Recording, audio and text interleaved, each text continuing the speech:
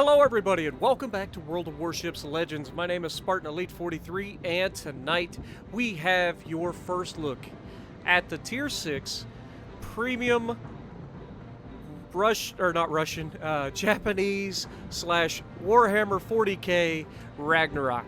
Now, just like her sister ship, the Ignis Purgatio, she is a Nagato, but she has some differences, so let's go over our commander build. Now, she is the Japanese version, so we have Takeo Takagi, we have Andrew Cunningham, and Robert Jajard. And on the other side, we have Flammable Cannoneer, Gyrating Drill Bits Marksmanship, and Emergency Specialist, as well as our Will to Rebuild. Now, if we get into the loadout, we've got Aiming Systems Mod 1, which is something we can't have on the American version. We have Steering Gears Mod 2, and we have Target Acquisition System Mod. So basically the only difference in equipment is just the fact that we can actually put the Dispersion Mod on this where we can't on the Americans. Now if we go over here to Loadout, we're running the Premium Camo. We've got no flag on it. We've got our survivability is 50,000 hit points. That's slightly less than the Nagato Tech Tree version, but it does have 25% torpedo reduction, which I believe is the same as the Iowa and all of those. It's still, you don't want to get hit by torpedoes if you don't have to, because it hurts. Artillery, we got 410mm guns. We got 8 of them. 4 turrets at 2 guns each. 28-second reload time, 180-degree turn time is 30 seconds. We got 6,000 maximum damage for HE shells with a 26% chance to set fires. Maximum AP shell damage is 12,100. It's got quite a bit of secondaries, as we've pointed out on the other video. So maneuverability, 24.3 knots, 770-meter turning circle, and she has 10.3-second rudder shift time. Little bit slower rudder shift than her American version, and the speed I think is right around the same, so keep that in mind. This thing is a little more sluggish to turn, and you know, that might affect your gameplay. 14.2 kilometer detection, 11.9 by air, 2 kilometer guaranteed, and 14.4 in the smoke. Overview, sure shot, shells with a good ballistic trajectory, maintain velocity, making aiming easier, but she's frail. She's got below average base HP rating. Again, 50,000 hit points is less than my Baltimore has, but Baltimore is a tier 7 heavy cruiser. This is a tier 6 battleship, so it's still got a lot less hit points than you would expect, but it's useful. Now, the interesting part, Ragnarok, the vessel is immeasurably ancient. It was built in the shipyards orbiting a world of proud and fearsome warriors. Though the citizens adhered to the imperial creed and paid their tithes, secret cabals on the planet's surface worshipped Khorne, the Lord of Rage. At the appointed hour, they rose up and tried to overthrow their loyalist masters. They failed. They were defeated in a long, bloody war, and all to a man perished in flames. It's weird. But the fickle whims of the warp decreed that their vengeful spirits would forever haunt the vessel. Ragnarok, whose hull has been constructed in the docks above the planet's surface. To this day, Ragnarok and all aboard it cry, vengeance, death, blood for the blood god. She entered service in the year 3798, 30,798. And there was 1 ship built. So, without further... Oh, we don't want to miss this. First of all, love the minigun on the front. That's pretty sexy. A little corny. I know, that was a joke. Anyway, I do like it. Again, it's got a good look to it. Is it something that I would necessarily buy? Probably not. But if you like watching people like Lathrix or Lathland play From the Depths, and he makes a lot of references to Warhammer 40k and Blood for the Blood God and all of that. So with that being said, let's get to the gameplay. Alrighty, so we are on Neighbors and we're in Ragnarok. Now, I'll be honest, This, much like its predecessor, or the other one that we've already done, the Ignis Purgatio, we have not really done anything special in them to the point where I'd be like, yes, you have to go out and get these ships. No, they're okay. They're not bad ships, but at the end of the day, it's nothing you can't get out of the Nagato, or the what? The Nagato. Good Lord, I can't speak. My brain went on autopilot for a second.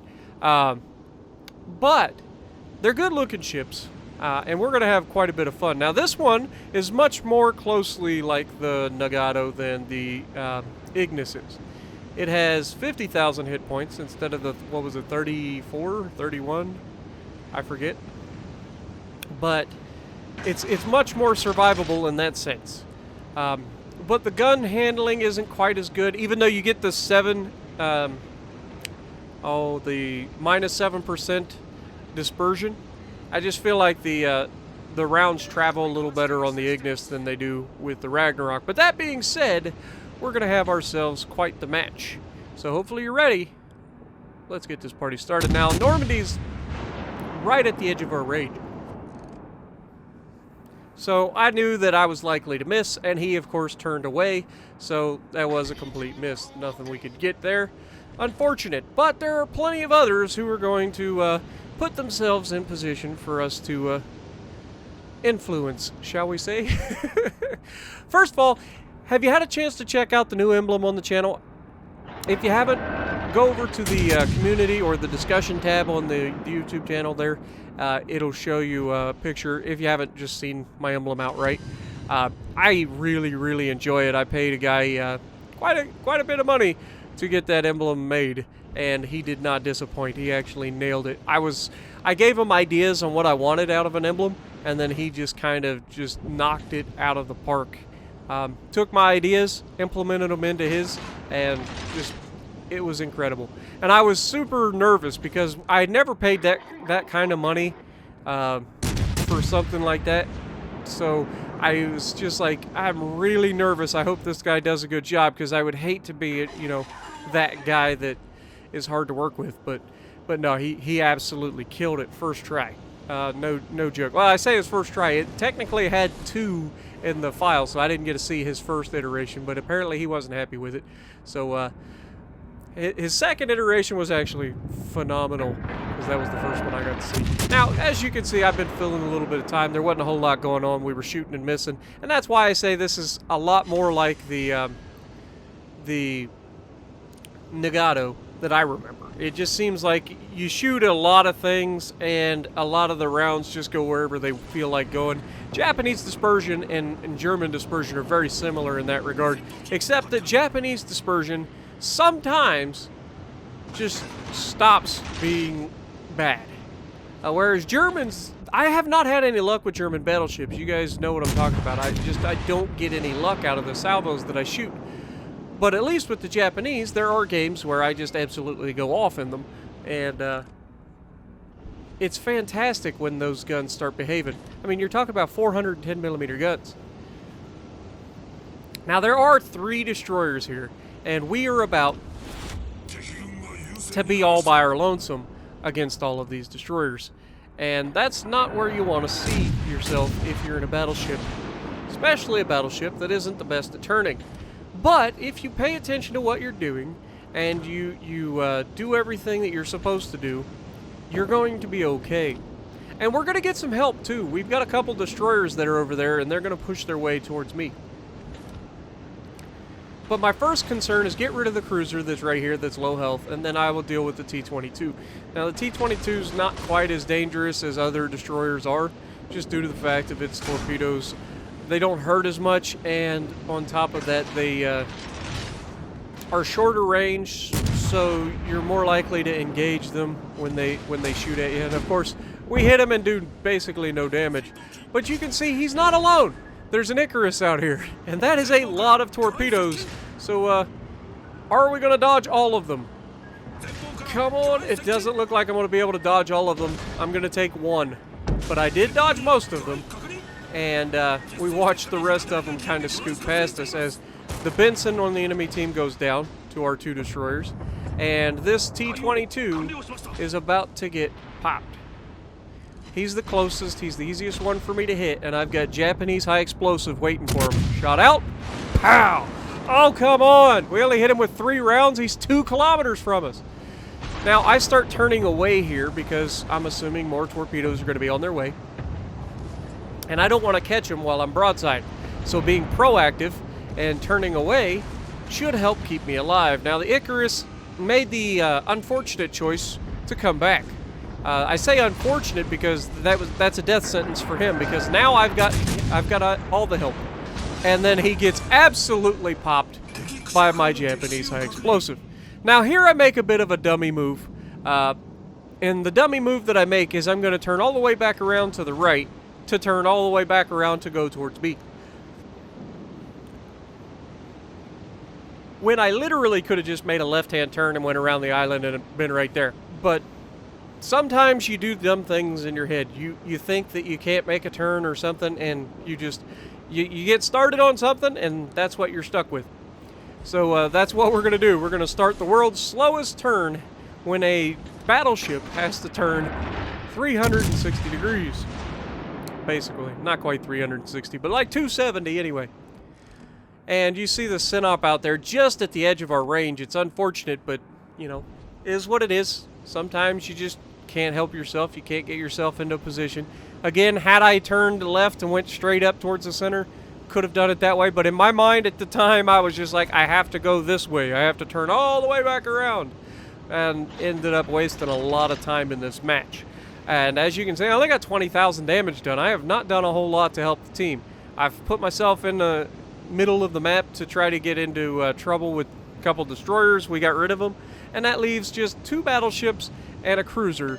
And we have 4 ships. We have 2 destroyers and a cruiser and me.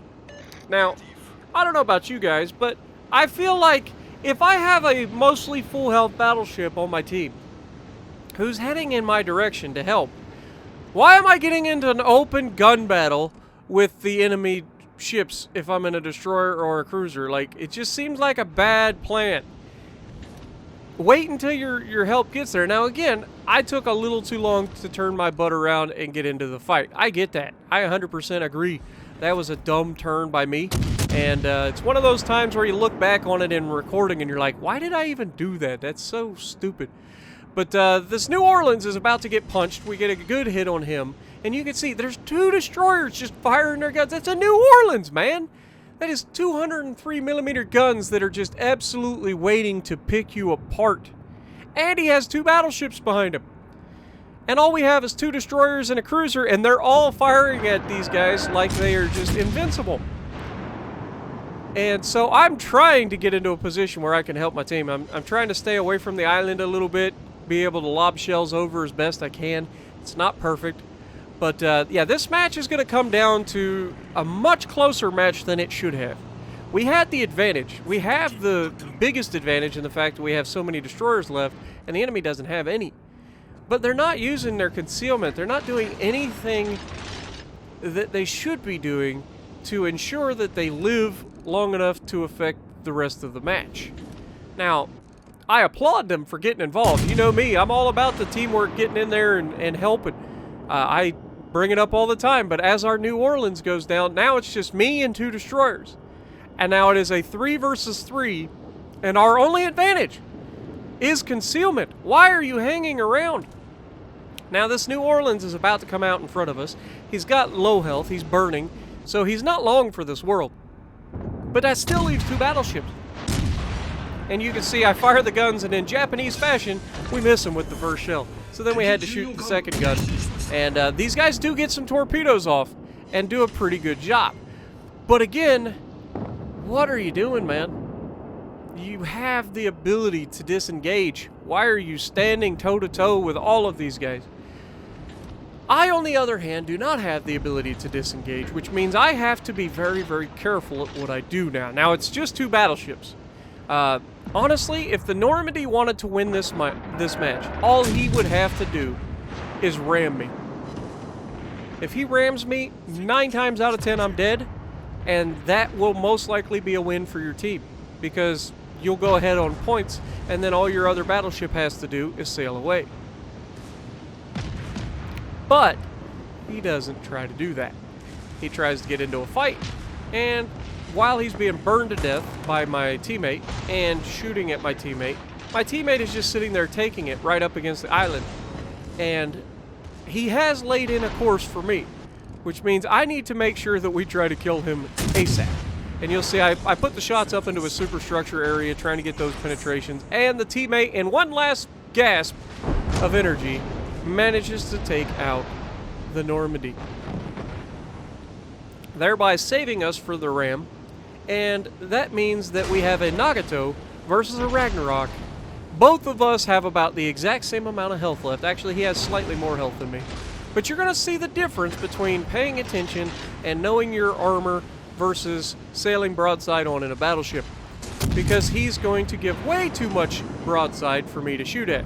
And in my very first salvo, we even up the health pool. And then that was just the front guns. I still have the rear, so I'm going to use my maneuverability, swap to the rear guns, get another salvo, and I'm immediately trying to turn back. I'm already told the guy behind me to just run away. I will try, if anything else, if nothing else, I will ram this guy. But giving me this shot is just death. You're not going to get away with that. And we get 2 citadels, get our high caliber, taking us over 100,000 damage done. He does hit us pretty hard, but our secondaries managed to finish him off, meaning we've got a devastating strike and a close quarters in one match. Not too shabby. Plus a high caliber. So we end up with 2,351 base XP, top of the leaderboard, and we managed to turn a ho-hum game into a pretty good clutch. So, again, not really something that I would rush out to buy, but if you're a collector, why not? So if you like what I'm doing, punch the like button, leave a comment below, subscribe to the channel if you haven't already, and as always, I will see you in the next video.